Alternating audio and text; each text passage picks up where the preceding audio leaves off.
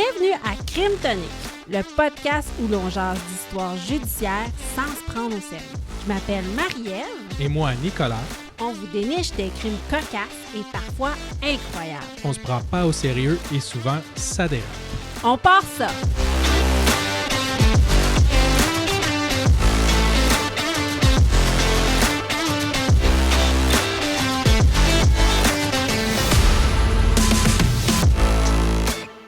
Épisode 26, spécial Japon. Cette semaine, je vous parle du monstre aux 21 visages qui s'attaquait au président de compagnie de biscuits. Et moi, je vous parle d'un homme qui refusait de jeter les armes. Bonne écoute!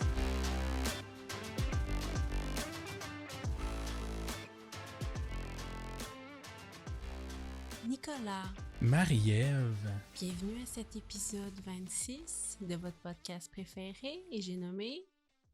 Crime Tonic. Exactement, nous sommes dans un mood relax. On est zen. On est zen. Je me suis dit, si vous écoutez 3-4 épisodes en ligne, vous êtes tanné de m'entendre crier Nicolas. Fait que là, je me suis dit, je vais le dire doucement. Je pensais que c'était pour aller avec notre thème. Japon, Ouais. c'est vrai que c'est un pays qui inspire la zénitude, Ouais. si c'est un mot qui Là, existe. j'ai pas tout cherché, ça vient de où, mais tu sais, le feng shui, zen, yin yang. Oui, les jardins de roches et de sable. Oui. Que tu peux creuser dedans avec un mini balai de Barbie. J'ai pas tout compris, cette bout-là. On fait un spécial Japon. Ouais. Oui. Pourquoi? On sait pas. Je vais vous expliquer ça. Ah, OK. J'ai une page d'explication Ah, c'est bon, ça. de pourquoi qu'on fait un épisode Japon. C'est bon, parce que mon cas, il est pas méga long, fait que ça va meubler un peu l'émission. On a du... Ouais, non, moi, j'en ai du stock. Ah ouais? Ah, ça finissait plus, mon affaire. J'ai cherché plein... En tout cas, tu vas Tabarouette. voir. Oui, et je me suis donné pour mon spécial Japon.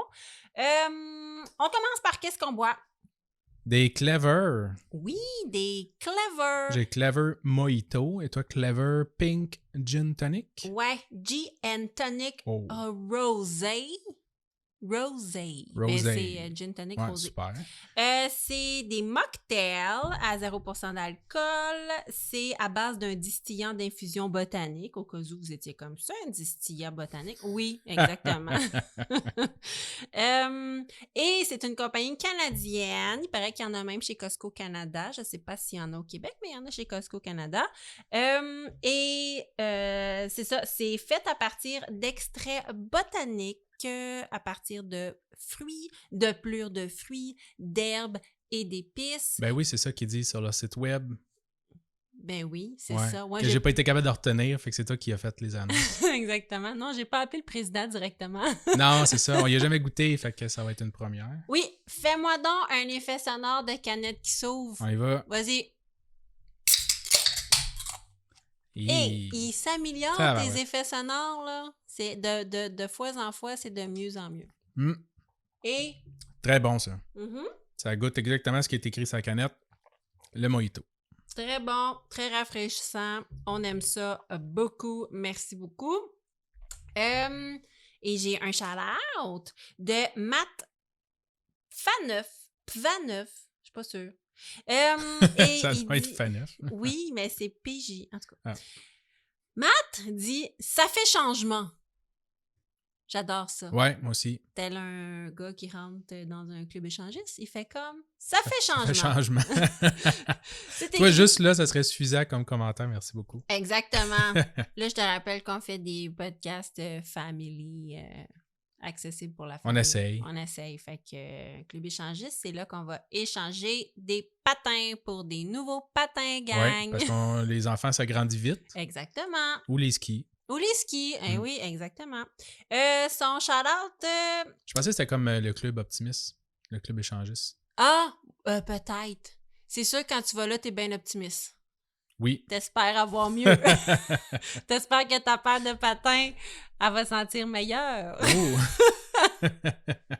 Bon, c'est le fun d'entendre des histoires de true crime qui n'impliquent pas de meurtre sanglant et d'autres affaires que les autres podcasteurs parlent et en prime, les deux personnes qui animent ont une belle chimie et racontent bien les histoires. Bref, je recommande absolument. C'est vrai qu'on a une belle chimie. On n'en parle pas assez de ça. C'est vrai, hein? On a vraiment une belle chimie, on dirait qu'on se connaît. On dirait que ça fait comme 15 ans qu'on est mariés. On dirait.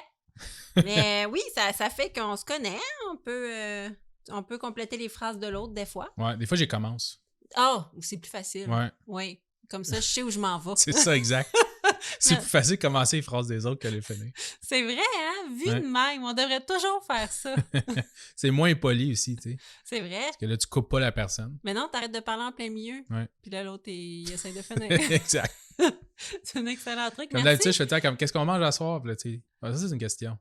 Puis là, c'est plus comme ce soir, on mange, puis là, tu finis la question. Ah, c'est bon ça. Ah, c'est donc bien gentil. Hein? Hey, t'es-tu coach de vie à temps partiel? Puis je suis pas au courant. Mais je devrais. Tu devrais. Je vais faire un podcast sur le side coach de vie. Ouais. Ouais. Pour grandir et s'épanouir avec Nicolas. Coach Nico. C'est quoi notre phrase préférée de croissance personnelle? La solution est en toi, Oui, Nicolas. ça va bien aller. Cherche. La solution est en toi. Cherche. Cherche. Cherche longtemps. Mhm. Je commence-tu? Vas-y, avec un champion de la semaine. Ah ouais. Là, c'est-tu local et récent? Non, je fais de l'appropriation culturelle. Ouais, Sans parce que là, cesse. le thème, c'est le Japon. Là, c'est ça, là. Ouais. J'essayais de trouver quelque chose. J'ai essayé de trouver un japonais à Montréal dernièrement et non, je ne l'ai pas trouvé. Qui avait fait un Pourtant, il y crime. en a. Ben oui, qui mais qui avait fait un crime ou qui était impliqué dans le monde interlope. Non, je n'ai pas trouvé. Donc, ce sera très récent. Ben, il y a un bout qui est très récent. La Ok. fin est récente. C'est un vieux cas qui a connu un dénouement le mois passé. Tu vas capoter. OK, alors je commence. Bon, comme j'ai dit, spécial Japon. Pourquoi le Japon? Écoute bien ça. Ouais, Le Japon est explique-nous ça. reconnu depuis plusieurs années comme un pays possédant un très bas taux de criminalité, OK?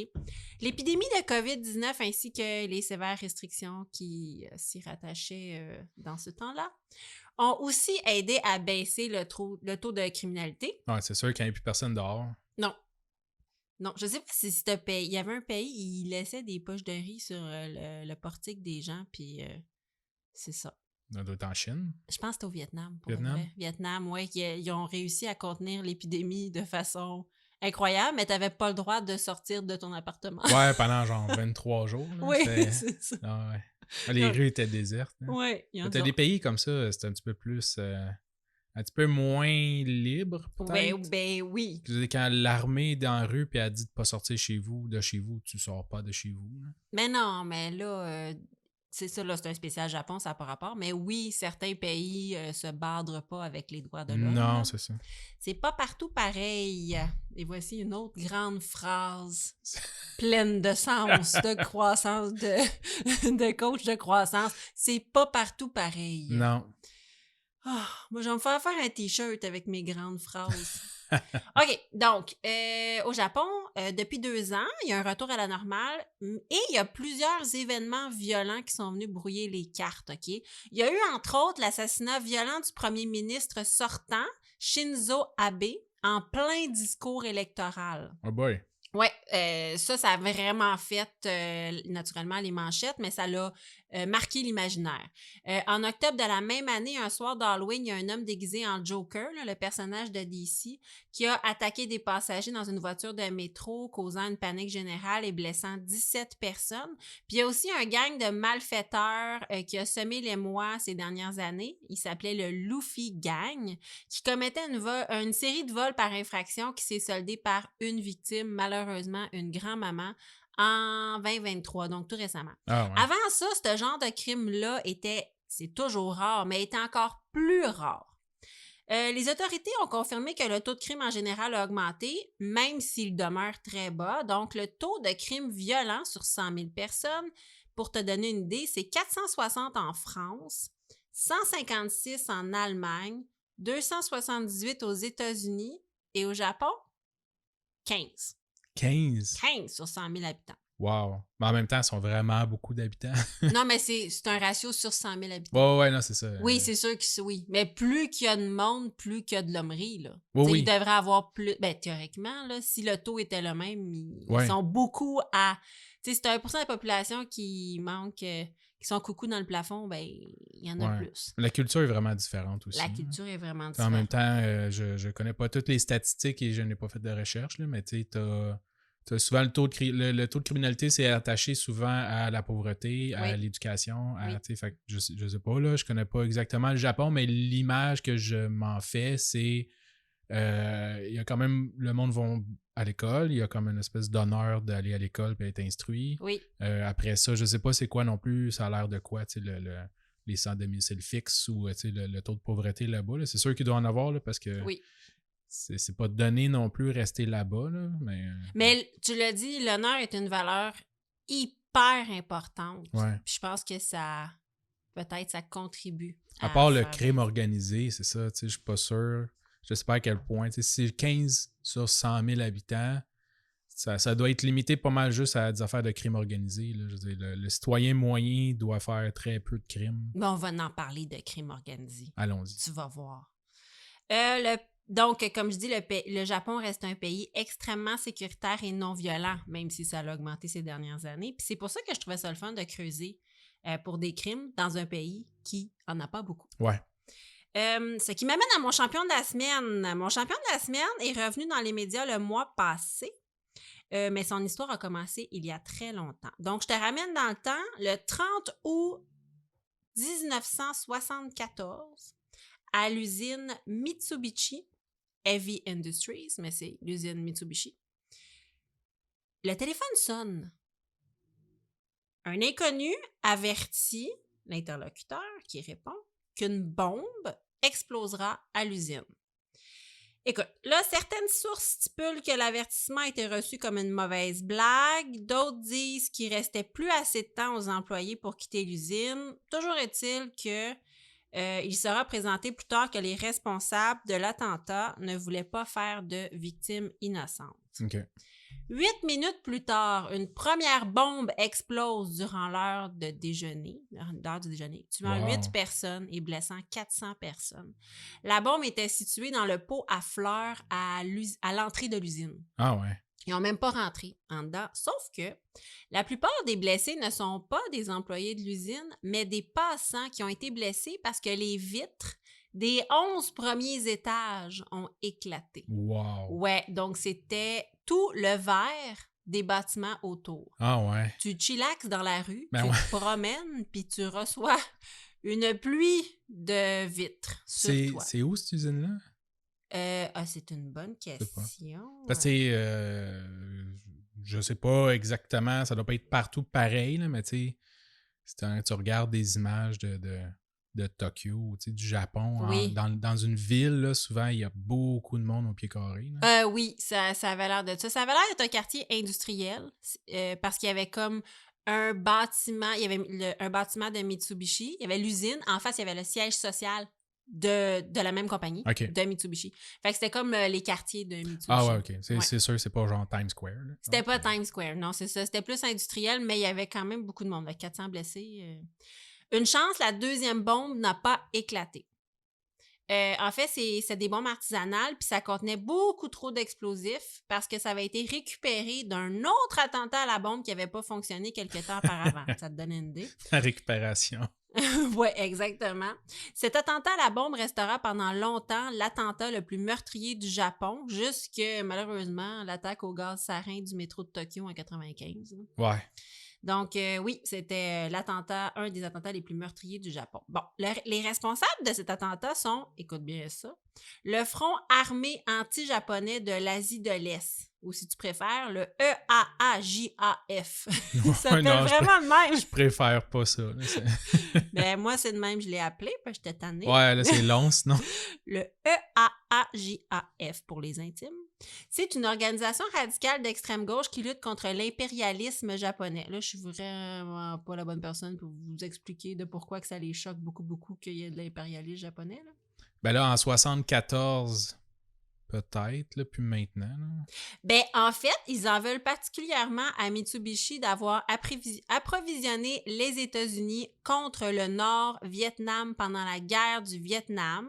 Donc, Mitsubishi, pour eux, est considéré comme une entreprise impliquée dans le colonialisme japonais. OK. Ouais, c'est ça. Mais make sense, là. Oui, c'est ça. Ça excuse rien. Non, là, non! Mais je veux dire, Ah, je OK! comprends. Ben là! Je comprends l'idée en arrière de ça. La logique tordue un peu. Ouais. Donc, pour faire simple, le Front armé déteste Mitsubishi et beaucoup d'autres institutions d'ailleurs, de monuments, d'entreprises, de centres de recherche. Bon, ils vont faire une quinzaine d'autres attentats qui, eux, n'entraîneront pas de mort. Ah, OK. Puis là, tu dois te demander où c'est que je m'en vais avec ça. Écoute bien ça. Moi, je te fais confiance. Tu me fais confiance Ouais. après tout ce temps. Lundi, le 29 janvier dernier, un homme était soigné à l'hôpital de Kamakura. J'ai vraiment lu Kamasutra, mais... Kamakura, au sud de Tokyo, pour un cancer de l'estomac. Okay? Dans les derniers moments de sa vie, il a voulu se libérer d'un lourd secret qui est sa véritable identité. Il s'appelle Satoshi Kirishima. L'homme était recherché depuis 50 ans pour les attentats du Front armé anti-japonais d'Asie de l'Est. Sa photo en noir et blanc sur laquelle il n'est qu'un étudiant de 20 ans avec les cheveux longs, un peu hippie qui chill sur sa photo. Sa photo tapisse les postes de police depuis 50 ans. Ça fait 50 ans qu'il est recherché. Ils n'ont pas updaté sa photo. Ils ont essayé, là, mais Colin, que ça aurait pu être n'importe qui. Non, c'est ça, hein? Tu sais, le petit gars, il a 20 ans, il a les cheveux longs, il a l'air full dans le vent. Il a l'air un peu d'un surfer boy. Puis après ça, à côté, il y a un monsieur asiatique, moyen, qui est comme en complet. Tu fais comme « Ah oui! Ça se peut qu'il ressemble à ça! » Ouais. C'est très générique. Maintenant, il était âgé de 70 ans, puis il avait été admis à l'hôpital sous un faux nom, puis il a déclaré « Je veux vivre mes derniers instants sous mon vrai nom. » Tous ses amis de son groupe de méchants japonais, exactement, ont été arrêtés à travers les 50 dernières années. Mais Satoshi Kirishima est resté on ne peut plus discret durant 50 ans. Pas le choix. N'ayant ni permis de conduire. Sa fiche Tinder devait être plate. J'ai pas de permis de conduire, pas d'assurance, pas de téléphone cellulaire, puis je suis payé cash par mon entreprise qui m'embauche. Ouais. J'ai pas de compte de banque. Pas de compte de banque. D'abord, sceptique, les autorités ont finalement confirmé que les tests d'ADN prouvaient l'identité de l'homme et donc le mystère. Et donc, c'est un mystère qui était considéré au départ comme une disparition et donc résolu. Wow. Voilà. Après 50 ans? Oui, après 50 ans de sa photo. Ils ont enlevé sa petite photo au poste de police. Puis là, le mur alentour, il était tout jaune. Puis là, il y avait encore... Non, il y avait la vieille peinture en arrière. C'est ça, la vieille peinture. Il avait peinturé autour de sa photo pendant 50 ans. Ouais. Puis là, ils ont fait « Oh, mais on l'a trouvé finalement! Next! » Il s'est livré par lui-même. C'est même pas la police qui l'a trouvé. Non, la police, elle l'a jamais... Même qu'il était super sceptique au début, mais en même temps, comment tu vas inventer ça? Ouais. Il a pas dit « Je suis Cléopâtre », là. Non. Il a fait « J'ai dit, c'est un gars-là qui a causé des morts, puis je vais mourir, puis c'est moi. » Ouais, c'est ça. C'est assez spectaculaire. Ça démontre un peu l'honneur, je trouve. Dans le sens qu'il voulait faire les choses bien. C'est quand même caché. Là. C'est un peu égoïste. Là. Ouais. Il voulait pas mourir avec ça, sa conscience. Là. Ouais, peut-être il s'est caché dans les dernières 50 dernières années. S'il y avait eu de l'honneur, il se serait tout de suite présenté après le crime. Là. Si tout le reste de leurs attentats, le but, c'était vraiment juste de faire chier les compagnies. Puis ils ont jamais eu d'autres blessés ou de morts. C'est un accident. C'est-à-dire je pense qu'il aurait été emprisonné sur un moyen temps. Ouais, c'est sûr. Fait que lui, il s'est sauvé. Mais quelle existence gâchée. Ouais. Tu meurs à 70 ans, il n'y avait pas d'assurance à cause de ça. Fait qu'il a sûrement attendu pour aller à l'hôpital avec son cancer. Je pensais à ça, puis j'étais là. Je sais pas si à un moment donné, tu regrettes tes convictions, là. Parce que ça a pas tant marché. Là. Ouais. Puis t'es tout seul là-dedans. C'est pas comme si tu peux t'en vanter ou n'importe quoi. Là. T'es le seul à qui t'es... Oui. Mais à travers les années, les autres se sont fait pogner. Là. Ouais. Mais au début, je veux dire, ouais, durant tes méfaits, t'es une gang à penser que tu fais la bonne chose. Ouais, c'est ça. Mais là, plus ça va, plus tes confrères d'armes se font pogner. Puis ils retournent plus tes appels. Non. Puis t'as personne à qui parler que t'haïs le colonialisme japonais. J'avoue, hein? T'as plus personne à le dire. Ouais. Fait que tu vas sur Reddit. Ouais, des forums anonymes. Puis tu pars un forum sur « Je suis anti-colonialisme japonais », puis personne argumente T'es tout avec seul. toi. T'es tout seul. Tu fais des Tu crées un longs deuxième compte avec un autre nom pour argumenter contre toi. Au moins, pour t'as pas l'air jaser fou. avec toi-même. Ah ouais. Oh, c'est une bonne idée. Ouais. C'est ça que tu ferais, toi? Ah, certainement. C'est ça que tu ferais. Si j'étais pas avec toi, c'est ça que je ferais. Tu te créerais 2 comptes sur Reddit pour t'ostiner. Ouais. Si j'étais pas là pour t'ostiner. Exact. Ça, c'est de l'amour. Pour compléter mes phrases. OK, enchaîne avec ton cas du Japon. Ouais, c'est drôle parce que tu parlais d'une vie tu sais, gâchée. Ouais. Là. C'est un peu ça mon cas aussi. Ah oui? Ouais. Est-ce que ça t'est déjà arrivé, toi, de faire affaire avec une personne qui ne sait juste pas quand s'arrêter, quand le jeu est terminé, quand l'affaire est morte? Là. Ah, ben oui, vraiment. Oui. Non, c'est ce qui est difficile à apprendre aux enfants. Les enfants, ils lâchent pas le morceau. Là.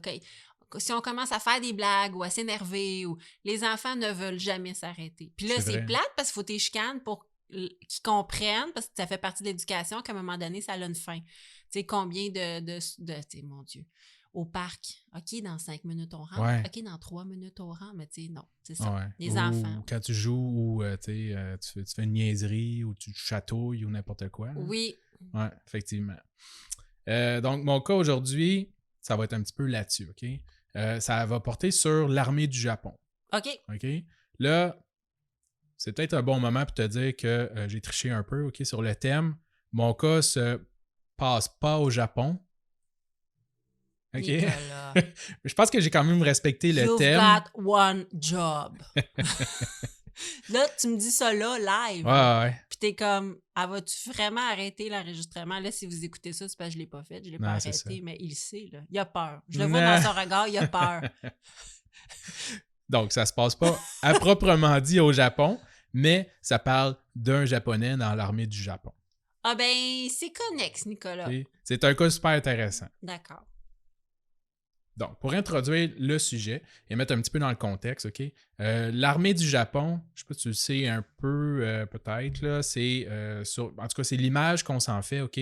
C'est une armée qui est vraiment basée sur l'honneur. Ouais. Okay? Un peu comme on parlait tantôt là, de la population.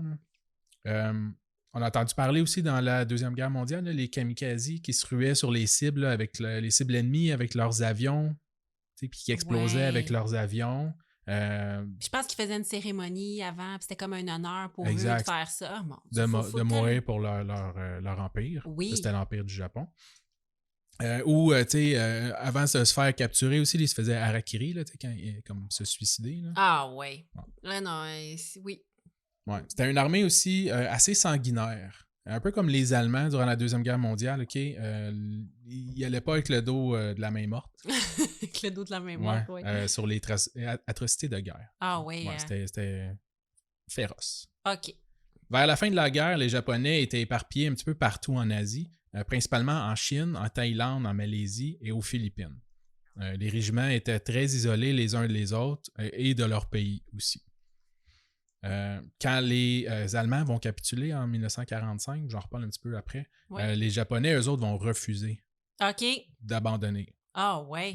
Fait que le pays au complet, l'armée au complet. Puis les Américains, ils vont larguer les 2 bombes atomiques, comme on connaît. Ah, c'est comme pour ça? Oui, c'est à cause que les Japonais refusaient. Puis je pense, j'aurais dû chercher avant de dire ça, mais je pense que Pearl Harbor, c'est après que les Allemands aient abandonné, puis avant qu'on lance les bombes. OK. Parce que là, eux autres, comme un dernier effort de guerre, là, ils ont essayé comme d'envahir les États-Unis. Là. Mm-hmm. Puis là, c'est là qu'ils ont dit « OK, c'est assez. » Oui, c'est ça. Puis, vu que le pays ne voulait pas quitter, ne voulait pas abandonner la guerre, ils ont fait ça. Ah ouais, ils ne voulaient pas abandonner. Ouais, fait que là, ils voulaient continuer d'attaquer. Et là, moi, là, je suis très pas bonne en guerre mondiale. Les Japonais attaquaient les États-Unis. Non, nous, on est comme loin, là, l'Amérique. Oui. Donc, ça se passait, comme je disais, les Japonais, eux, faisaient plus la guerre à la Chine, puis les îles avoisinantes. Fait que, tu sais, il y avait peut-être la Corée, mais c'est ça, Philippines, Malaisie, Thaïlande, Ah, ouais. Vietnam, des choses comme ça. Ah, OK, fait que c'est ça, parce que, oh mon Dieu, c'est vraiment. La marde t'es pognée dans ce coin-là. Parce qu'on s'entend, c'est tout en Asie. Là. Ouais, c'est ça, exact. Fait que oui, Fait que ça pendant fait. que l'Allemagne, eux autres, faisaient comme tout le reste de l'Europe, Mhm. ben là, les Japonais qui étaient alliés avec eux autres, ben, s'occupaient un peu de l'Asie. Ouais, OK, stratégiquement parlant. Ouais. Mais quand même, c'est. Oui. Donc, les deux bombes atomiques ont mis une fin un peu abrupte là, à la guerre. Le roi du Japon, justement, il fait un discours assez ambigu aussi sur le fait qu'il capitulait. OK. Mais c'était vraiment pas clair, là, son discours. Là. Ah, ouais. Hein? Ouais. C'est sûrement dû à ce fait, en fait, qu'après la guerre, dans les différentes îles du Pacifique, en Asie justement, il y a des milliers de soldats japonais qui continuaient de se battre et semer la terreur dans les villages. Ah, Okay? ouais. Ouais, qui se sont enfuis dans les montagnes puis dans la jungle, puis ils continuaient à faire la guérilla. Hey, c'est plate. La guerre est finie, puis t'en as un qui lâche pas la patate puis qui est pas Ouais, fin. mais il y en a qui ne le savaient pas non plus. Oui, hein, il y avait pas Internet. Non, c'est ça. Puis même quand t'as Internet, c'est pas fiable toujours, là. Ouais, exact. Mais là, il l'avait carrément pas, là. Ouais, Des fois, ça peut être long avant que le pigeon voyageur et. Ouais, c'est Comment il ça. s'appelait notre pigeon voyageur? Cher ami. Cher ami. Cher ami, t'es pas arrivé encore. Non. Je vais te parler aujourd'hui d'un des cas les plus populaires, OK, de ces hommes-là qui avaient fui dans la jungle, Ah dans les oui, montagnes de la ok. jungle. OK? Cet homme-là s'appelle Hiro Onoda. Hiro. C'est pas celui qui est resté le plus longtemps, mais genre le deuxième plus longtemps, mais c'est le plus populaire. OK. OK? Et Hiro Onoda est né le 19 mars 1922 dans ce qui s'appelait à l'époque l'Empire du Japon. OK. C'est pour ça, tantôt, tu disais l'Empire... Oui, le colonialisme. Colonialisme. On va l'avoir. Oui, c'est ça. Ouais. Japonais. L'anti-front de libération de... Oui, c'est ça. À l'âge de 20 ans, il va s'enrôler dans l'infanterie. OK. Durant son service militaire, il va suivre un entraînement en tant qu'officier de renseignement et va se joindre à une unité de commando spéciale. Le 26 décembre 1944, fait que là on est en pleine Deuxième Guerre mondiale, il va être envoyé sur une petite île des Philippines nommée Lubang. OK. Okay? Ses ordres étaient de faire tout en son pouvoir pour ralentir les forces ennemies, donc les Américains, qui tentaient de reprendre l'île de Lubang. En d'autres mots, ça signifiait détruire des fermes, saccager les ports et les aéroports. OK, c'était gros. Il y avait un aéroport là. C'était quand même une île qui avait de la population. Oui, Ils l'ont c'est pas ça. droppé sur l'île de Gilligan. Non. Il y avait du monde. Ben, c'est ça. Tu veux les ressources quand tu fais la guerre. Là. Exact. Que c'est ça. C'était cette île-là à protéger. Ouais. On va lui donner l'ordre de ne jamais se rendre ou de s'enlever la vie, contrairement à beaucoup d'autres personnes dans cette armée-là. On lui donne l'ordre de pas s'enlever la vie. Pas s'enlever la vie. OK. Fait qu'il il n'a pas le droit de se rendre, Ni de s'enlever la ni vie. de s'enlever la vie. Il faut qu'il fasse tout en son pouvoir pour retenir l'ennemi le plus longtemps possible et saccager, dans le fond, les ressources puis les infrastructures de l'ennemi. OK. Son commandant va lui dire « Ça nous prendra peut-être 3 ans, 5 ans ou plus, mais je te fais la promesse que nous viendrons vous chercher. » Ah, c'est comme beau. Ouais. C'est vraiment beau, je trouve. C'est comme une bromance. Ouais, quasiment. T'es genre, mon boss, il m'a dit qu'il allait venir. Il me semble que je vois ça arriver de loin, là. Il est-tu revenu? Oh, on va voir ça. Tu sais, là, c'est comme c'est comme triste, là. C'est comme le chien qui attend son maître, ça tombe, là. Ah, Ben, c'est ça. ouais. Là, on dirait que c'est ça, là. On dirait qu'il a dit, je vais revenir, là. Puis il est parti s'acheter un carton de cigarettes, puis il est jamais revenu. Ouais, c'est ça. Puis là, il est pas au Japon, lui, où il y a comme 2 bombes atomiques qui vont tomber dans pas long. Ben, c'est une bonne nouvelle. Mm. C'est une bonne nouvelle. Allons-y. Donc, sur l'île de Lubang, il va aller rejoindre d'autres soldats qui étaient déjà sur place. OK. Okay? Parce qu'il y a d'autres personnes de l'armée, il n'est pas tout seul. OK. Après quelques semaines, à la fin de l'hiver de 1945, donc au début de l'année 1945, Oui. les Américains avaient repris la majorité de l'île de Lubang et plusieurs autres petits groupes de soldats avaient fui dans les montagnes et la jungle avoisinante. Ah oui, hein? Ouais. OK. Là, ça allait pas bien pour les Japonais aux Philippines. Oui. Hiro, qui était maintenant le plus haut gradé des soldats restants dans son petit groupe qui s'était enfui, c'est donc lui qui va maintenant aller mener ses hommes dans les combats à venir. OK. Okay? Fait qu'il va pouvoir continuer son travail, mais maintenant, c'est lui qui est commandant. Parce que quand il est arrivé sur place, il faisait partie comme d'un régiment. Là. C'était pas Oui. lui le chef. Mais là, Tous les autres sont morts ou se sont enfuis ou se sont séparés. Donc, c'est lui qui est le plus haut gradé, puis c'est lui qui va être le commandant en chef maintenant qui va décider. OK. Donc, durant les prochains mois, Oui. okay, Hiro et ses hommes, ils étaient 4 en tout. Il était 4? Ouais. 4? 4. 1, 2, 3, 4. Ouais. OK, ils sont pas gros, là. Non, ils sont pas beaucoup. Ben là, c'est parce que c'est une grosse île, là. Je veux dire, ils peuvent pas terroriser tant que ça les villageois, là. Je veux dire, ils se mettent une gang, puis... Ouais, ben, là, ils sont pas tout seuls, là. Il y en a d'autres ailleurs aussi. Ah, OK, mais ils sont 4 là. Mais ils sont 4 cet ensemble. emplacement-là. OK. Ouais, c'est ça. Hiro, il y a 3 personnes avec lui. OK, je comprends. Mais il y a d'autres mondes postés ailleurs. Ouais, c'est ça. Mais il n'y a pas nécessairement des contacts avec les autres. Là. Ben tout le monde s'est séparé. C'est ça. Puis là, lui, OK, parfait. Fait Ouais. qu'ils sont 4 qui voulaient se battre. Oui, contre 3 qui ne voulaient pas. Exact. Ouais, les 3 qui ne voulaient pas, c'était probablement des fermiers. Ça donc, durant les prochains mois, Hiro et ses compagnons vont continuer d'utiliser des tactiques de guérilla pour nuire à l'ennemi. OK. Voir ici les habitants de l'île. Ils ont dû se défendre à plusieurs reprises et, selon certaines sources, auraient abattu une trentaine de civils ou fermiers philippiens. Pas fin. En mai 1945, comme je disais tantôt, ça va être le temps où l'Allemagne va capituler. Ben oui. Bon. Même moi, je sais ça. Puis je sais pas grand-chose. Ouais. Fait que, te dire, là. Donc, mai 1945, l'Allemagne va capituler. Puis après, les Américains vont lancer les bombes sur le Japon. Et le Japon va finalement capituler, eux aussi, en septembre 1945. OK.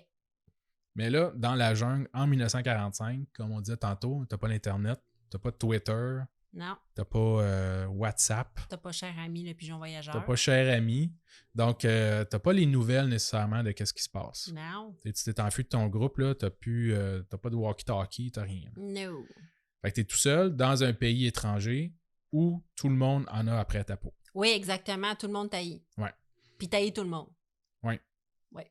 Et comme je disais, ben, après la guerre, il y a plusieurs bataillons comme ça qui se sont enfuis dans la jungle. Donc, Hiro et ses compagnons ne sont pas seuls. Les locaux se faisaient souvent attaquer et tuer par des soldats japonais, même après la guerre. Ah. C'est un fait connu. Oui. La police faisait souvent des battues aussi dans la jungle, avec l'armée au début, mais bon, c'est la police locale, pour essayer de retrouver ces soldats-là et essayer qu'ils se rendent, dans le fond, Ben parce oui. que la guerre est terminée. Oui. Au mieux, ils vont se rendre. Au pire, ils vont les abattre. Oui, parce qu'à un C'est moment si- donné, c'est fini le jeu. Exact. Parce que moi, je peux pas m'empêcher, je sais que c'est sérieux, la guerre, là, mais je peux pas m'empêcher de trouver que c'est comme une gang d'adolescents qui jouent à risque. Oui. Puis qui veulent pas lâcher le morceau. Puis c'est comme, Ouais, c'est ça. t'as juste un petit bout de quelque chose comme, non, j'ai pas fini. Il me reste, tu sais, Monopoly, il me reste encore le chemin. Ouais, Tu sais, le ça. chemin de fer. J'en ai un, j'ai le droit. Tu sais, c'est comme, t'as Ouais, puis perdu. tu joues jusqu'à temps que t'as vraiment plus une scène. là. C'est ça. T'as perdu, là. Ouais. Tu sais, à un moment donné.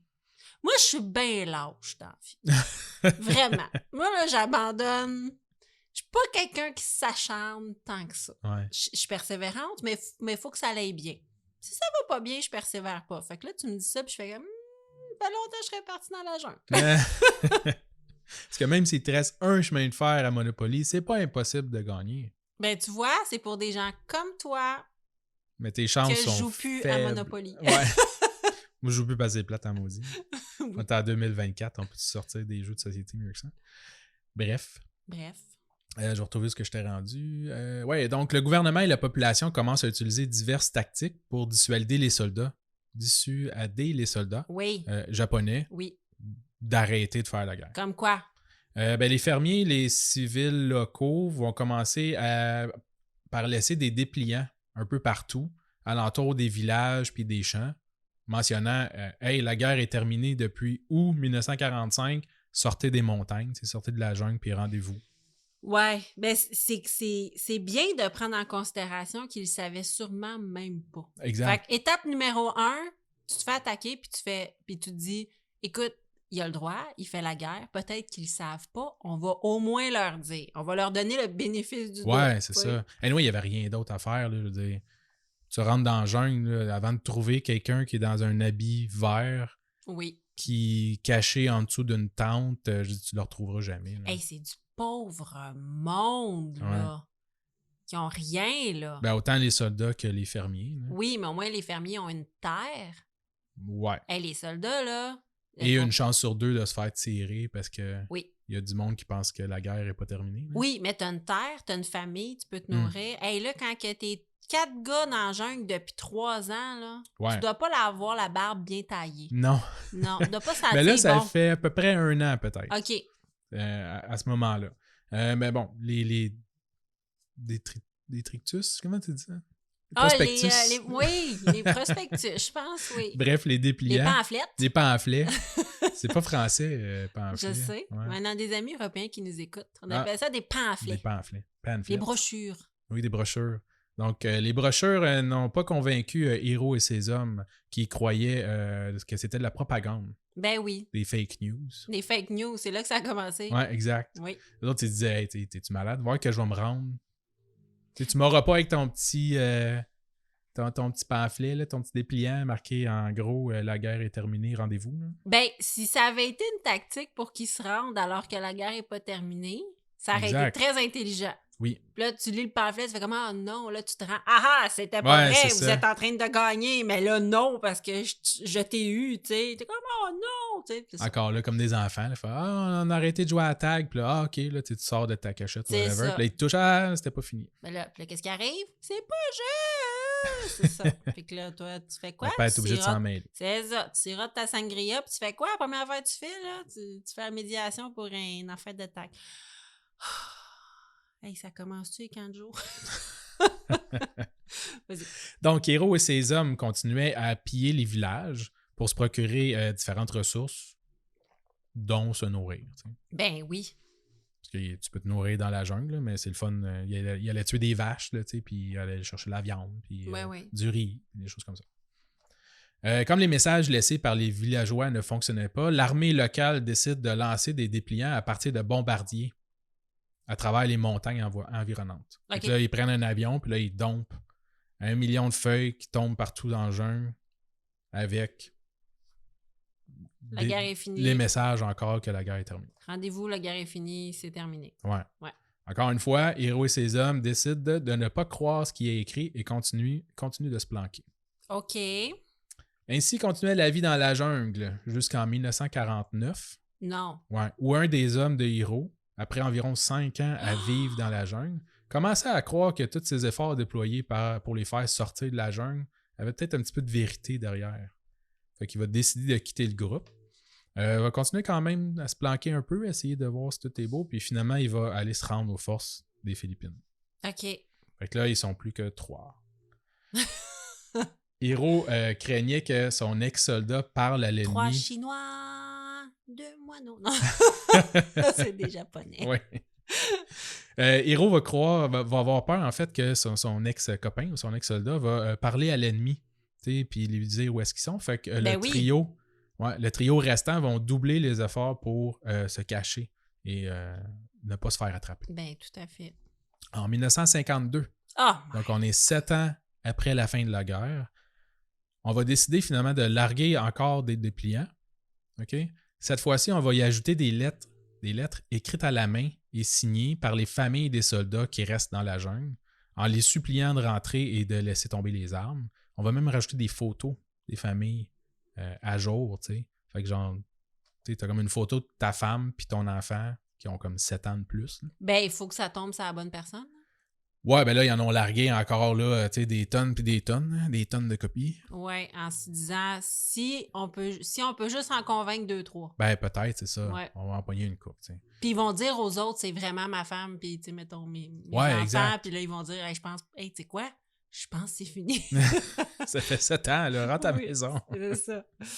Mais encore une fois, Héros ne se laissera pas berner et il va scander aux fake news. Il va continuer à se cacher. Oui, parce qu'il pensait que c'était comme les logiciels sur Facebook qui te vieillissent. Ouais, c'est ça. Il a dit, d'après moi, c'est pas mon gars, ils l'ont vieilli avec un logiciel sur Facebook. Et en fait, c'est un deepfake, ça, je connais ça. C'est un deepfake, exactement. J'ai vu ça à Vlog. Exact, j'ai vu ça à Vlog. C'est ça qui mainstream. C'est ça qui se disait, Héros. Oui. Ouais. En 1954. J'ai de la peine pour ces hommes-là. Ouais, c'est spécial. Après une fusillade avec la police, pendant qu'il essayait de voler, je pense, de la nourriture, quelque chose de même, il y a un autre soldat qui va tomber au combat. OK. Fait qu'il va se faire tirer. Maintenant, ils ne sont plus que 2, Hiro Oh! et son compagnon. Ben oui. Chaque tactique utilisée pour essayer de convaincre les soldats de se rendre ne fait qu'augmenter leur suspicion. Ben oui. T'sais, là, ils deviennent un petit peu paranoïaques. Va aussi penser que les soldats... il faut penser aussi que les 2 soldats japonais sont toujours en uniforme de l'armée. Hein, que les autres, ils n'ont pas changé de linge. Fait que ça fait longtemps qu'ils ont le même linge sur le dos. Ils doivent être maganés aussi. Mais surtout que le reste du monde évolue. Oui. Tu sais, là, les habitants sont plus habillés comme, v'là 10 ans. Là. Non, c'est sûr, ça fait un changement. La mode change, la technologie évolue. À un moment donné, ils doivent voir comme que c'est ça, un tracteur aussi. Oui, c'est sûr que oui, ils sont vraiment coupés du monde. Là. Ouais, c'est ça. Mais tu sais, chaque étrangeté observée par les soldats, encore là, ça faisait juste comme augmenter leur suspicion. T'sais. Ben, quand Ils se t'es disaient, convaincu, là, c'est ouais, ça. je suis convaincu. Je suis convaincu, oui. Durant les 18 prochaines années, Hiro et son compagnon vont continuer d'attaquer les fermiers locaux. Ça n'a pas de sens. Ouais. Pour survivre, encore là, ils se nourrissaient de ce qu'ils pouvaient trouver ou voler, trouver dans la jungle ou voler aux paysans. En 1972, pendant qu'ils sont en train de brûler des réserves de riz d'un fermier local, encore là. Hey, doit-tu être tanné, le monde? Oui, hein, parce que là, tu te lèves le matin et tu fais « Ah non, c'est encore un tata du japonais qui est là depuis 30 ans dans la jungle. » Puis qui fait du mal juste pour faire du mal parce qu'il veut pas me croire que c'est fini, qu'on est passé à autre chose. Ben, tu sais, la guerre, c'est tragique, là, qu'est-ce qui s'est passé, mais que c'est fini. Mais là, ça fait longtemps. Ça fait longtemps. On est rendu à une autre guerre en 72. Oui, là, il doit y avoir des générations de fermiers que leurs pères se sont fait détruire des récoltes, puis que là, les enfants se font détruire C'est des fou, hein? récoltes à un moment donné, là. Ils ont des chansons différentes, là, genre Mon arrière-grand-père. Il se faisait brûler son riz.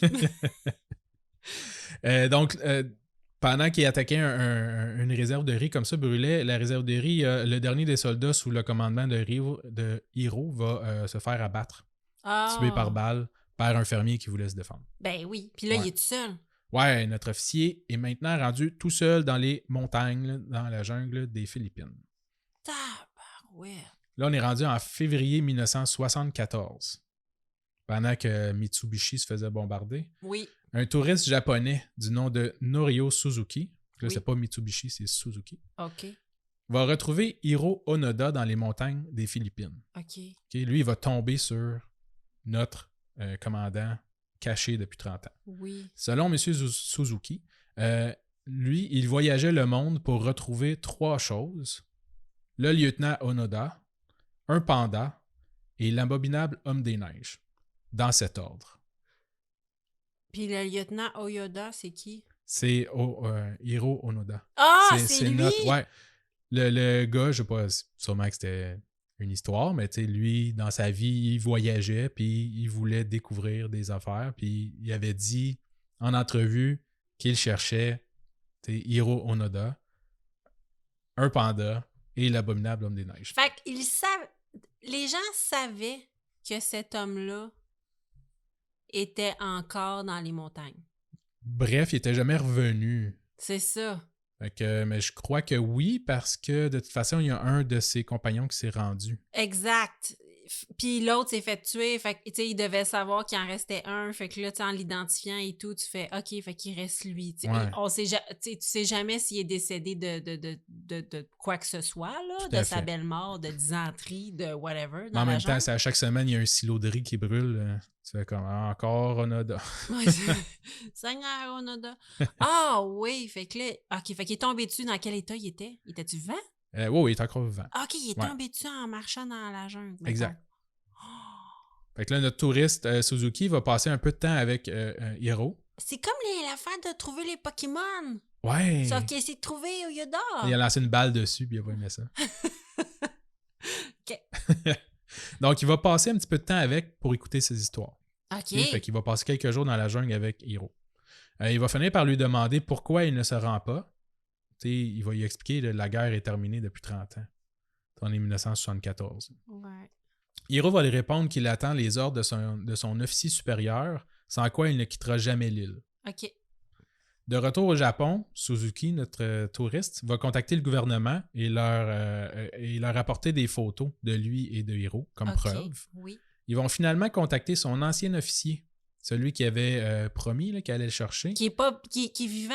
Ouais, il est toujours vivant. Qui est comme chez eux, il boit de la sangria? Ouais, il est marchand de livres. OK, puis lui, il a fait une promesse, puis après ça, il est parti à la retraite. Ouais, il a oublié. Tu sais, des fois, tu te couches ce soir, il me semble que j'ai oublié de quelque chose. Oui, mais ça m'a oublié quelque chose. Ça fait 30 ans, tu sais, qu'il rentre travailler le matin. J'ai encore oublié quelque chose. Il me semble que j'avais de quoi à faire. Ouais. Caroline, ça va me revenir. Jamais je créerai.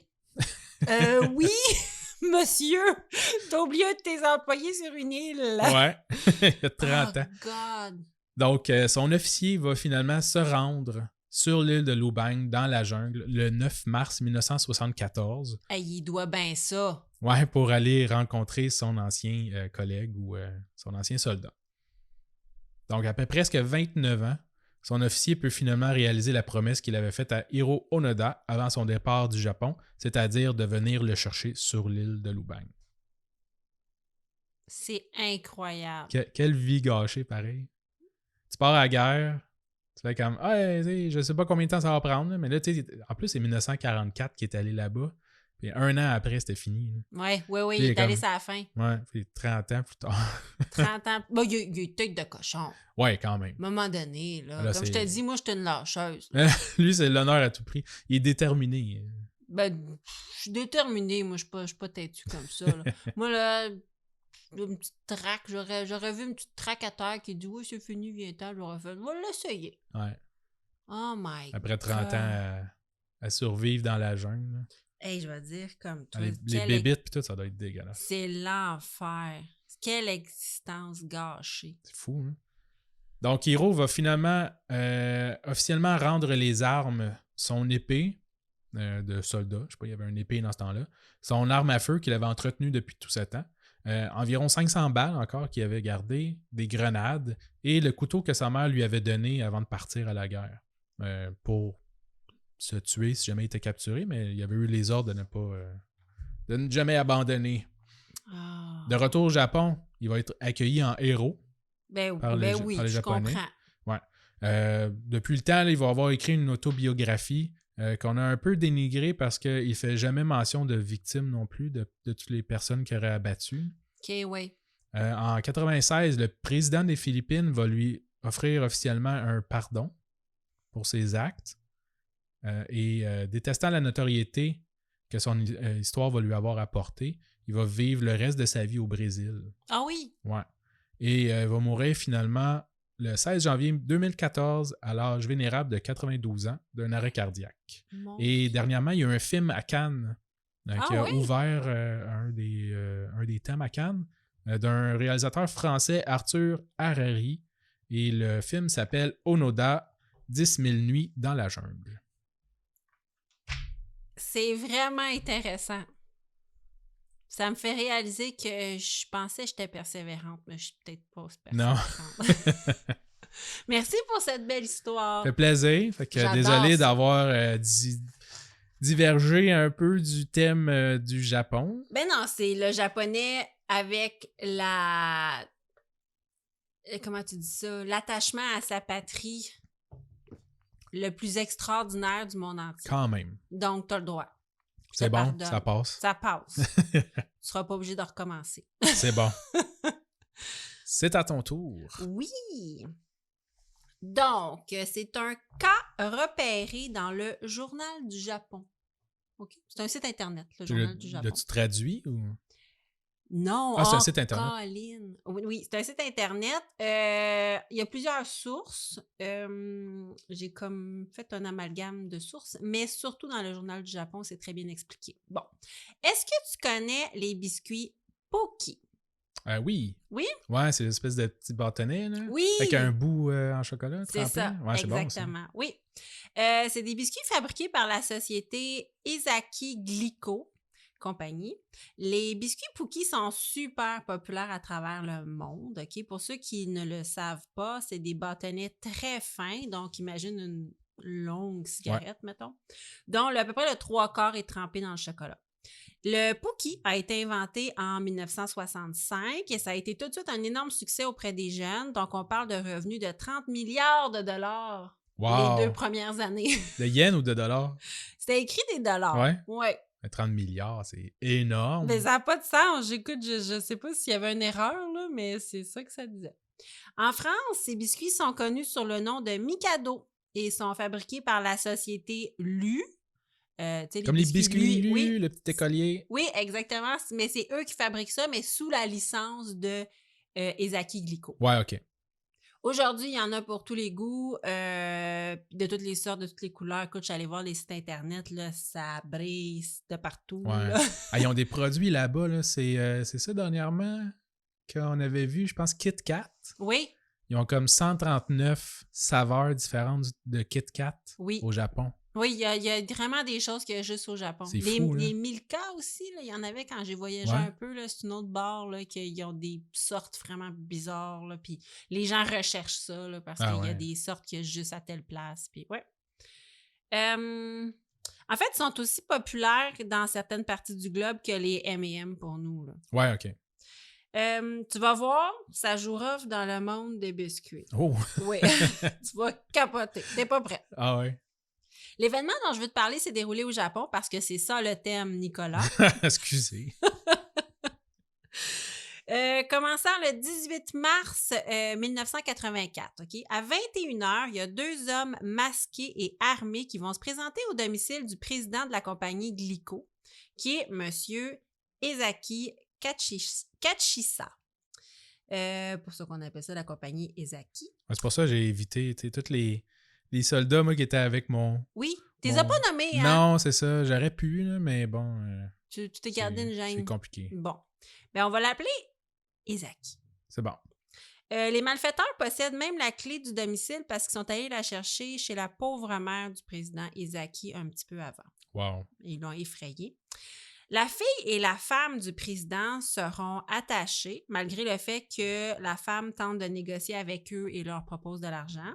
Et les 2 bandits iront chercher le pauvre président directement dans la salle de bain et ils le kidnappent dans la nuit. Comme toi, ça joue rough. Ça joue rough dans le monde du Pookie. Le président Ezaki sera retenu contre son gré dans un entrepôt.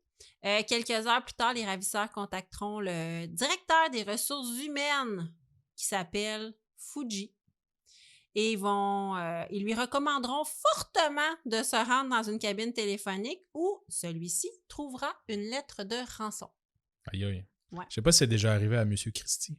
Je sais pas si M. Christie s'est fait kidnapper. On va fouiller. On va fouiller. On vous revient. On va refaire un spécial biscuit. Oh, ça serait bon, ça. Ouais. La fameuse lettre va comme suit, et là, c'est une traduction. Nous avons un otage. Préparez 1 milliard de yens ainsi que 100 kg d'or. Placez-les dans une voiture devant la maison de Fuji dans la préfecture de Katsatsuki avant demain 5 heures dans l'après-midi. Dites quoi que ce soit à la police et je tuerai l'otage à coup sûr. Et là, il enchaîne en disant « J'ai des amis dans la police et au sein de la Nippon Télégraphe et Téléphone, grande firme de télécommunications. Si vous tentez de retracer l'appel, je le saurai immédiatement. Si vous essayez d'utiliser un détective comme conducteur, je le saurai aussi. La maison de Fuji et la compagnie sont sous notre surveillance. Il y a des micros sans fil, les communications radio sont inutiles. » Et là, ça dit, une fois l'argent reçu, nous procéderons à une estimation scientifique. Puis, après 24 heures, nous vous rendrons l'otage. Si vous utilisez pour notre échange des nouveaux billets de banque, notre arrangement est annulé. Parce qu'ils peuvent les tracer parce qu'ils vont avoir les numéros. Soyez à l'écoute et contentez-vous de faire ce qu'on vous dit. Donc, fin de la lettre de menace. La rançon se chiffre, comme j'ai dit, à 1 milliard de yens, qui est 5,3 millions de dollars canadiens, quand même, et de 100 kilos d'or. L'argent est rapidement ramassé, OK, pour sortir le président Ezaki de cette fâcheuse position. Et malgré les avertissements des pas fins, la police est alertée. Ouais, ben là, oui. C'est tout le temps de même. Ben oui. Les médias font aussi partie de la partie, mais ils n'ont pas vraiment d'informations. Les médias à ce stade-ci ne savent même pas si c'est un vol ou un kidnapping. Fuji, notre dévoué directeur des ressources humaines, qui fait comme « Oh my God, c'était pas dans mon contrat de travail. » C'est pas dans ma définition de tâche. Non. Est choisi pour faciliter la transaction et donc aller porter la rançon. C'est stressant, là. Ben, je sais pas. À moins qu'il soit arrangé avec les malfaiteurs. Ah, ben, on pense pas, non. J'ai écrit « Je te dis que la police était plus lousse dans ce temps-là. » Pas comme Fuji, « Ouais, c'est toi qui vas y aller. » Oh, ben là! Le téléphone sonne. Ah oui, ok, attends. Tout l'argent est placé dans une voiture devant le domicile de Fuji. Le téléphone sonne, puis Fuji reconnaît l'enregistrement de la voix de son patron. Ouais. Ouais, qui lui donne des instructions précises. Il lui dit d'aller dans un restaurant. N'importe lequel. Non, c'est ça. Ben là, c'est ça, c'est notre affaire. Kotobuki. Le restaurant Kotobuki. C'est bon. Fait que le directeur se dirige donc au restaurant Kotobuki pour attendre la venue d'un mystérieux individu qui ne viendra jamais. Donc, c'est un peu bizarre. Il va être rappelé, possiblement, au restaurant. Là, ça, c'était pas clair. Lui annonçant que le président Ezaki est à l'hôpital à Setsu, qui est une ville plus au nord. OK. Les enquêteurs vont fouiller tous les hôpitaux des environs, là, dont l'hôpital Setsu. Pas lui, non. Non, c'est ça. Tous les autres, non. Ils vont fouiller tous les hôpitaux, puis le président va rester introuvable. Fait que là, ils se disent, mon Dieu, c'est une tentative. C'est pas vrai. Ouais, c'est comme c'est un mensonge, une tentative de diversion. Ouais, c'est ça. Pendant qu'ils sont occupés à faire ça, ils sont pas occupés à... Les chercher, ouais. Les trouver. Le surlendemain, le 21 mars, après 65 heures, un homme est retrouvé que l'on décrit comme hagard, perdu, marchant le long d'une voie ferrée. Les employés de la Japanese National Railway l'escortent jusqu'à une cabine téléphonique parce que, on est en 1980. Et on contacte la police. Et tu l'auras deviné, c'est notre président. Oui, c'est ça. Le président raconte avoir été retenu prisonnier dans un entrepôt situé à moins de 6 km de son lieu d'enlèvement. OK. Puis il a été laissé sans surveillance. Fait qu'il s'est juste échappé. OK. Mais là, ils ont-tu remis l'argent puis l'or? Non. Il n'y a aucun paiement de rançon. Il s'est vraiment juste échappé. Quand les enquêteurs vont faire une reconstitution des faits, on constate, on assemble les pièces du puzzle, puis on constate que dans le périmètre où le fameux entrepôt était situé, il a été survolé ce périmètre-là, puis ratissé de long en large durant les 65 heures de l'enlèvement, mais pas pour chercher le président, c'est parce qu'il y avait une autre histoire d'enlèvement qui n'avait même pas rapport avec lui. Puis cette histoire d'enlèvement-là, on savait que la personne était située dans ce périmètre-là. Ouais. Puis on a mal cherché, là, ceci étant dit, oui. Parce qu'on n'a pas trouvé le président. Et il y en avait deux en plus. Il y en avait deux. Il y a comme deux personnes dans un périmètre, tu ne trouves même pas une. C'est ça, mais en fait, vu que la présence policière était super élevée, on pense que les ravisseurs ont pogné panique. Ils ont paniqué parce qu'il y avait trop de police, fait qu'ils ont déserté l'entrepôt. Ouais, ben j'avoue, tu sais, si la police, en faisant des recherches, il a peut-être bloqué aussi, fait des barrages sur la rue. Fait que là, eux autres voulaient retourner à l'entrepôt, puis ils n'ont pas pu. Exact. Il s'est passé quelque chose comme ça, mais la police ont vraiment réalisé que ça devait être à cause de recherches intensives pour un autre cas, que ça a eu l'air qu'ils se rapprochaient du but. Donc, les ravisseurs ont déserté l'entrepôt et le président, il a été 10 heures tout seul. Fait qu'il a fini par se défaire de ses liens et de se sauver. Le lendemain de sa libération, le président Ezaki répond aux questions des journalistes tout sourire. Je te dis qu'il n'a pas l'air traumatisé, mais en même temps... Elle a le prix de l'action. L'honneur, c'est ça. L'honneur, le prix de l'action, puis tout, là. Fait que souris, d'autres, puis dit que tout est beau. Tu pleuras chez vous, là. Oui, c'est ça. Pas devant les caméras. Tu vas bien, hein? Tu vas bien. Ouais. Fuji, lui, le directeur des ressources humaines, t'as bout de sa vie. Il shakeait dans un petit coin. Il n'a pas aimé sa robe. Non, c'est ça. Fuji, il passe retourner commis. Commis aux ressources humaines. Oui, commis aux ressources humaines. Comme à la paye. Ouais, c'est ça. Directeur des ressources humaines, c'est trop stressant. Il y a moins de troubles commis à la paye. Vraiment. Bon, fait que le président Ezaki, il est bien content, il répond aux questions tout sourire. Il n'en fallait pas plus pour que les mauvaises langues qualifient l'affaire d'un coup monté. et possiblement d'une inside job, genre quelqu'un à l'intérieur de l'entreprise. OK.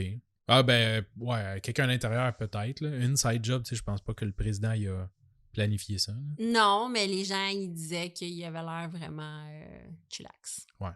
C'est là que les kidnappeurs, très fâchés que l'on ne prenne pas au sérieux, qu'on ne les prenne pas au sérieux, vont sauter une couche, comme disent les jeunes, dans une lettre assez coquille qui va être envoyée aux policiers et qui commence comme suit. À la stupide police japonaise. Je pensais qu'il y avait des amis dans la police. Ben là, il est fâché. Mais là, Les c'est malfrats pas, sont fâchés. T'appelles pas tes amis comme ça. À la stupide police japonaise.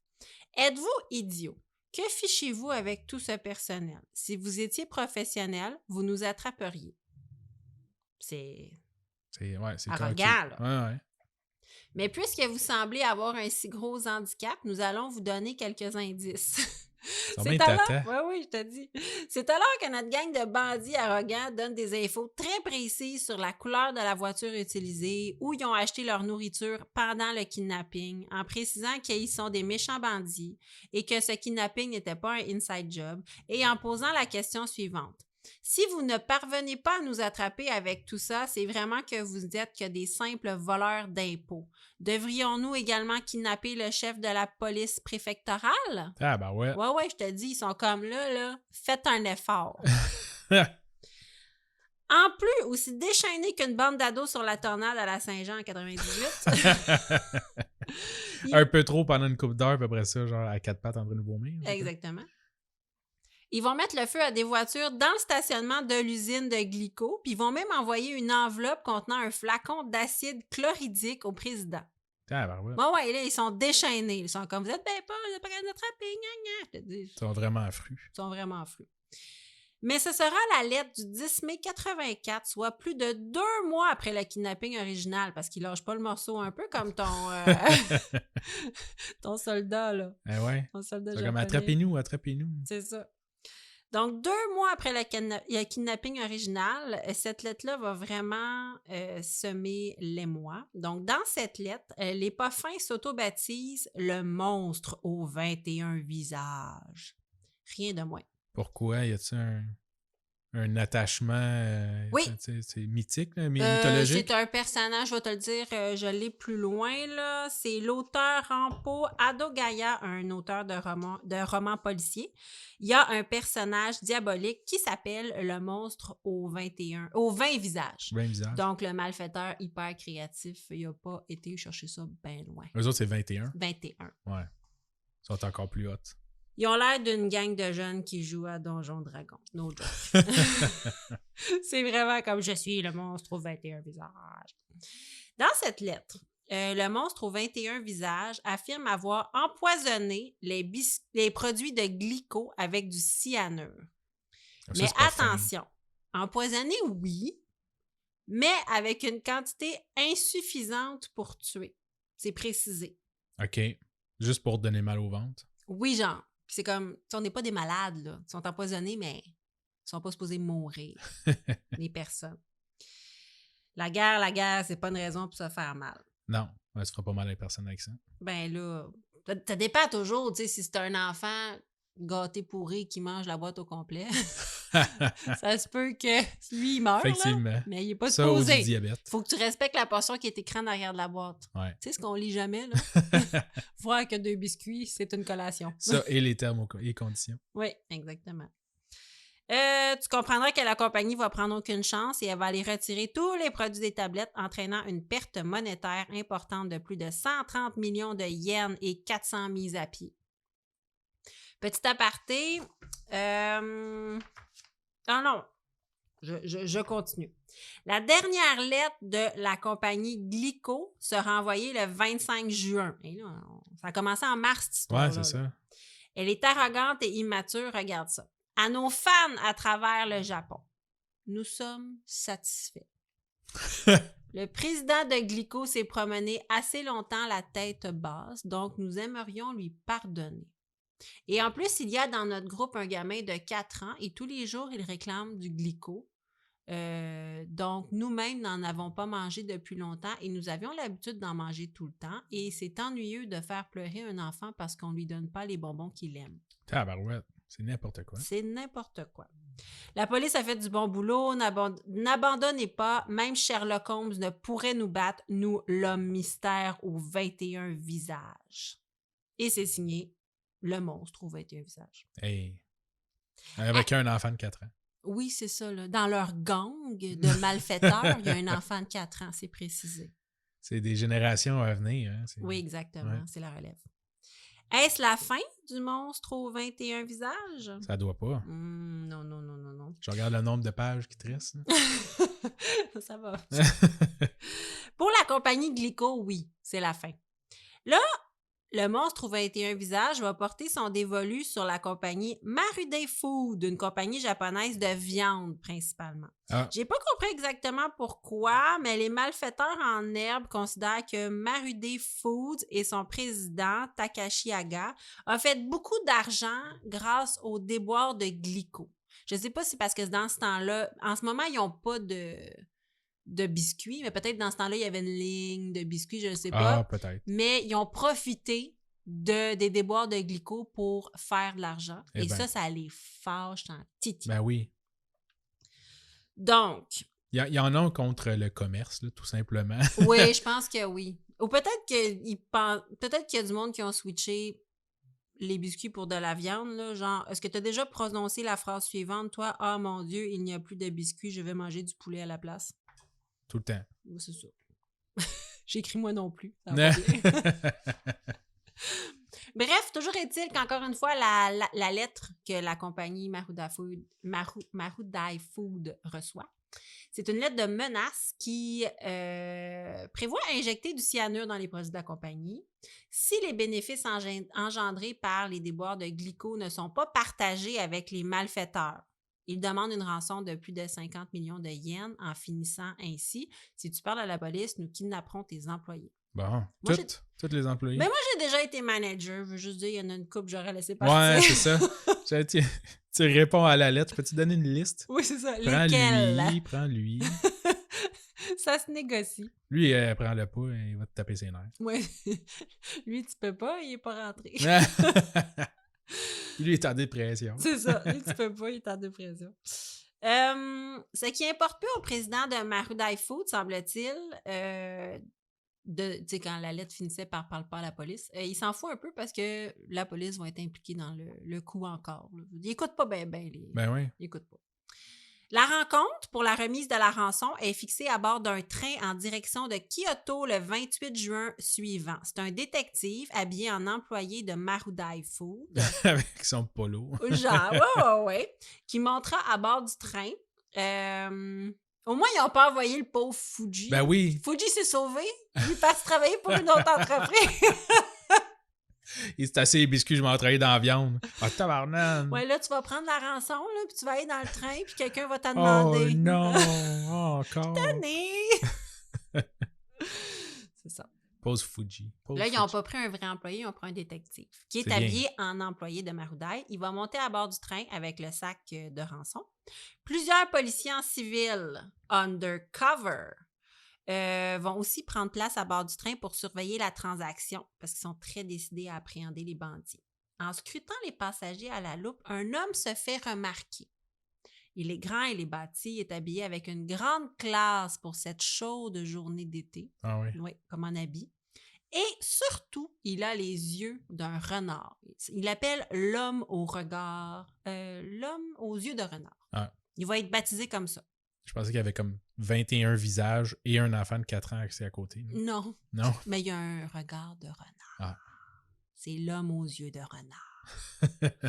La transaction va être conclue... Non, excuse-moi. La transaction devait être conclue après un aller-retour. C'était ça le code. OK. Mais notre employé de Maruday va faire l'aller-retour et l'homme aux yeux de renard va le fixer sans arrêt, mais sans faire le moindre geste en sa direction.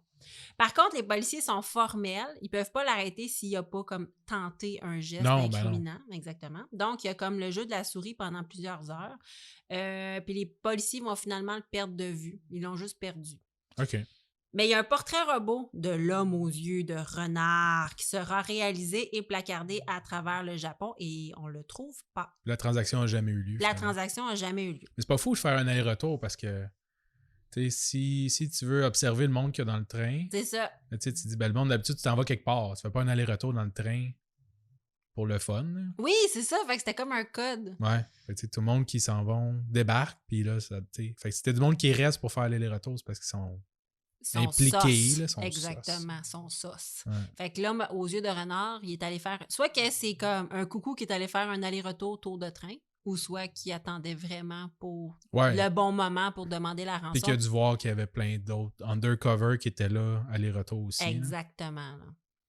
Marudai Food subira encore les menaces du monstre aux 21 visages pendant 2 mois supplémentaires avant que le monstre jette son dévolu sur une autre cible. Nous sommes maintenant en septembre 84. Mais là, il a pas empoisonné rien, il a pas, Non. pas fait de mauvais coups à... Il menace, mais il se passe rien. OK. Septembre 84, c'est malheureusement le tour de l'entreprise Morinaga, qui est une compagnie de confiserie japonaise. OK? C'est son tour de subir les menaces du monstre aux 21 visages en manque de passe-temps. Je veux juste te rappeler que jusqu'à maintenant, il n'a pas fait une scène, le monstre. Non, c'est ça, hein? Il n'y a aucune transaction qui ont Non. complété. Non, tu sais, tout ce cas-là pourrait se résumer à blablabla cyanure, blablabla rançon, blablabla, on laisse faire de bord. Blablabla cyanure, Ouais. c'est pas mal ça, là. C'est quand même du trouble. Là. C'est vraiment du trouble. Du fait qu'il a kidnappé vraiment quelqu'un au début. Oui.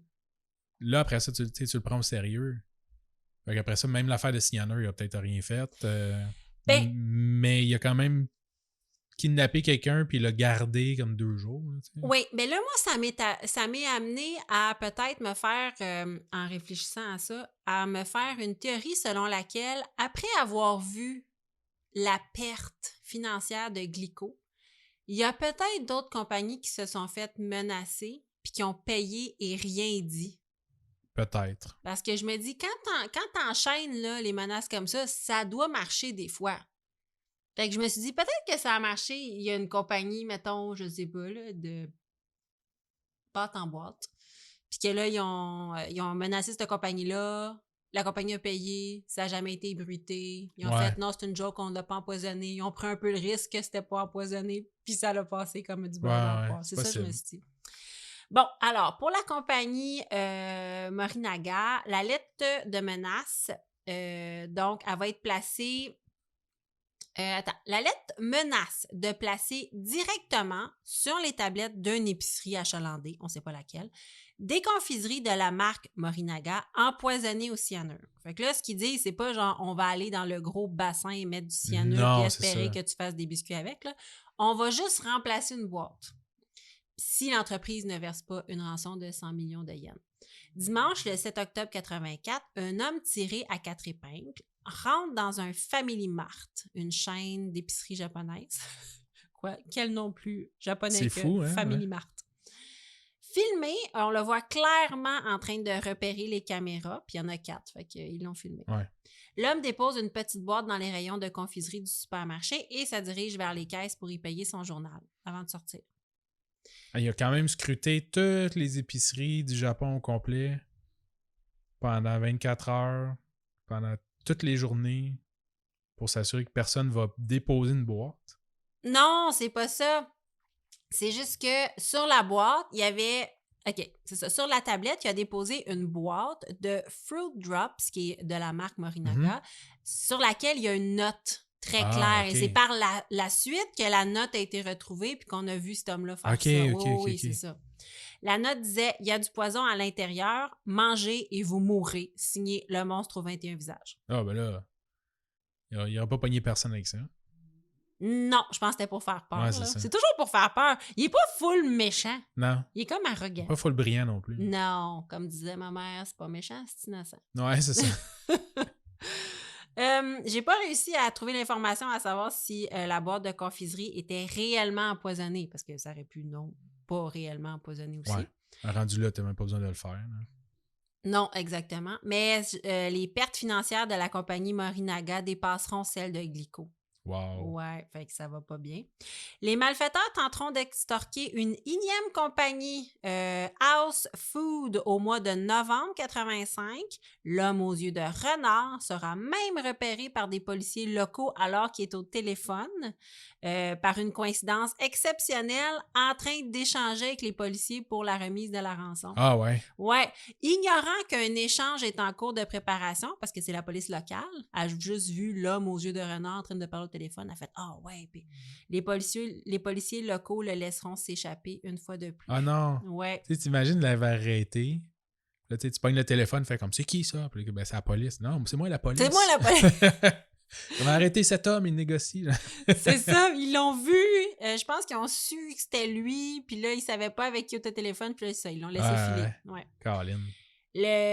D'ailleurs, t'as l'air triste de ça, puis c'est un peu le feeling qu'avait le commissaire Yamamoto, très, très honteux de ses nombreux échecs à résoudre cette affaire, présentera plusieurs fois ses excuses au peuple japonais et finira par s'immoler par le feu. My God. Tu sais, quand tu veux faire bien ta job. Ils font pas des affaires à moitié. No. Il deviendra la seule et unique victime du monstre aux 21 visages, finalement. Wow. Parce qu'il n'a pas réussi et il avait trop honte de ne pas réussir C'est à fou. résoudre le cas, oui. Il n'y a pas un policier ici qui ferait ça. C'est exactement ça. Je connais très peu de fonctionnaires québécois qui auraient présenté juste des excuses au peuple pour ses échecs. Je demande pas à personne de s'immoler ou de se couper l'estomac. Là. Ouais. C'est pas nécessaire. Là, quelqu'un qui va en avant et qui fait comme « Ouais, tu sais, le scandale des compteurs d'eau, c'était pas ma meilleure. » Ouais. Justin s'excuse. Hein? Justin. Oui, Justin s'excuse. Justin, il s'excuse souvent. Oui, Justin, il s'excuse. Pas ça, assez au dire de Sophie. Ça a l'air. Sophie ne serait pas d'accord. Mais Justin s'excuse. Ouais. Je te lis la dernière lettre du monstre aux 21 visages. Oh, avant ou après l'immolation? Après. Le commissaire Yamamoto de la préfecture de Shiga est mort. C'est ridicule. Nous n'avons ni alliés ni cachette dans la préfecture de Shiga. Ne laissez pas les méchants comme nous s'en tirer ainsi. Yamamoto est mort comme un homme. C'est pourquoi nous allons lui offrir un cadeau à l'occasion de son deuil. Nous allons cesser d'harceler les compagnies agroalimentaires. Il y a plusieurs ridicules copieurs qui essaient de nous imiter. Si une lettre de menace vous parvient à nouveau, ce ne sera pas nous. Nous sommes les méchants, alors nous avons mieux à faire que de martyriser quelques entreprises. C'est amusant de mener une vie de méchant. Wow. Le monstre aux 21 visages. Et plus personne n'en a entendu parler. C'est fou. C'est fou, hein? Ben, au moins, le capitaine de la police aura réussi à arrêter les crimes. Oui, par sa mort. Ouais. C'est super triste, là. C'est dark, un peu. C'est dark, hein? Donc, c'était le cas de... Il appelle ça souvent le cas de Glico Morinaga. Parce que c'est la première et la dernière. Ouais, c'est ça. Aïe, aïe, aïe. Oui, donc c'était mon cas. Hey, merci pour ce thème. Oui, ça nous a fait découvrir des affaires fucked up. Oui, des affaires vraiment que j'avais jamais entendu parler. Il a fallu que je creuse, mais dites-nous si ça vous intéresse là, qu'on fasse des thèmes comme à travers le monde. Ouais. J'ai cherché un peu le Vietnam, puis là, je cherchais l'Allemagne, je cherchais la Russie. Oh my God! La Russie, il n'y a rien de soft, là. Non, c'est ça. Il y a vraiment des crimes, là, tabarouette. C'est sûr que les crimes qui nous sont rapportés internationalement, c'est les pires des pires, là. Oui, oui, tout à fait. Mais tu sais, il y a sûrement plein de faits divers ou d'histoires incroyables. Là. Oui. Mais effectivement, ça joue peut-être un petit peu plus rough dans les goulags. Oui, ça doit. J'avais eu cette idée-là quand Distorsion avait fait, je pense, le plus grand fraudeur du Cambodge, là. Ouais. La banque du Cambodge, je crois, qui s'était fait... c'était super intéressant. Puis j'ai fait « Ah, moi aussi! » Donc, c'était le Japon et on risque de faire d'autres pays pour le fun. Donc, allez nous voir sur les réseaux sociaux, Instagram, Facebook, le groupe privé, Facebook, notre page Facebook, notre TikTok. Et allez nous mettre une super bonne review sur Apple Podcast. Ça nous fait toujours plaisir, puis ça nous fait monter dans les algorithmes. Puis on devient big. Puis on est hot. Fait que quand vous faites ça. Puis on perd notre essence.